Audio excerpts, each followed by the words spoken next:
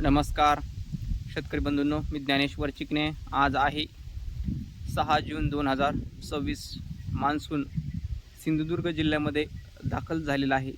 बघा, मान्सूनची प्रगती ह्या 2 ते 3 दिवसामध्ये चांगली झालेली आहे आणि मान्सून पुढील 2-3 दिवसामध्ये देखील अजून प्रगती करणार आहे।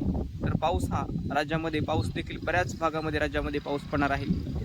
एकंदरच काल देखील बऱ्याच भागामध्ये पाऊस रात्री पडलेला आणि आज देखील बऱ्याच भागामध्ये पाऊस पडणार आहे आणि उद्या देखील पाऊस पडणार। एकंदरच 10-12 तारखेपर्यंत सतत पाऊस सुरू राहील आणि मान्सूनचा पाऊस म्हणजे झडीचा पाऊस हा मराठवाड्यामध्ये 10 किंवा 11-12 या तारखेच्या दरम्यान येण्याची शक्यता आहे। थोडंसं जर मान्सून जर लवकर जसे आता जसं 2-3 दिवसापासून जशी मान्सूनने प्रगती केली तर तसे तर 11 तारखेपासून झडीचा पाऊस हा मराठवाड्यामध्ये पडू शकतो आणि जर थोडी जरी विलंबाने 10-12 तास राहिलं तर 12 तारखेला तर कन्फर्म झडीचा पाऊस हा मराठवाड्यामध्ये येण्याची शक्यता आहे।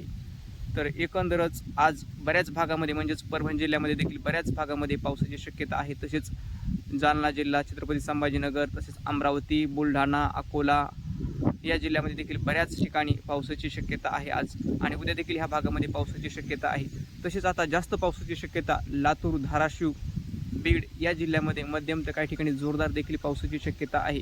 तसेच अहिल्यानगर जिल्ह्यामध्ये देखील मध्यम तर काही ठिकाणी जोरदार पावसाची शक्यता आहे। पुणे, सांगली, सातारा, कोल्हापूर या जिल्ह्यामध्ये जोरदार ते काही ठिकाणी मुसळधार देखील पावसाची शक्यता आहे। 2 ते 3 दिवसामध्ये मुसळधार पावसाची शक्यता कोल्हापूर, सिंधुदुर्ग, रत्नागिरी, रायगड या जिल्ह्यामध्ये मुसळधार पावसाची शक्यता 2 ते 3 दिवसामध्ये म्हणजे 9 तारखेपर्यंत आहे आणि जळगाव, धुळे या जिल्ह्यामध्ये देखील वादळी स्वरूपामध्ये पावसाची शक्यता या 2 ते 3 दिवसामध्ये आहे। जळगाव, नाशिक या जिल्ह्यामध्ये, तर विदर्भामध्ये नागपूर, भंडारा, गोंदिया, चंद्रपूर या जिल्ह्यामध्ये देखील बऱ्याच ठिकाणी वादळी स्वरूपामध्ये पावसाची शक्यता जोरदार वाऱ्यासह तिथे पावसाची शक्यता आहे। तर आता हिंगोली जिल्ह्यामध्ये देखील बऱ्याच ठिकाणी औंढा, नागनाथ इथे सुद्धा पावसाची शक्यता आहे। पाऊस आला शेतकरी बंधूंनो आणि अशा प्रकारे बऱ्याच ठिकाणी पाऊस राज्यामध्ये सुरू राहणार आहे आणि रात्री देखील आम्हाला पाऊस बऱ्याच भागामध्ये पडलेला आहे,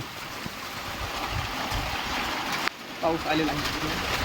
आणि तुम्ही एकच सूचना तुम्हाला करायची की जे नदीला जे मोटरा जे असतील शेतकऱ्यांच्या आपल्या, त्या मोटरा तुम्ही संगत बांधलेले जर असेल तर तुम्ही सुरक्षित ठेवा, कारण नदीला सुद्धा पाणी येण्याची शक्यता आहे या 2 ते 3 दिवसामध्ये। म्हणजे जास्त असा पाणी येण्याची शक्यता नाही आहे, पण पाणी वाढण्याची शक्यता आहे। त्या मोटरला तुम्ही सुरक्षित ठेवू शकता।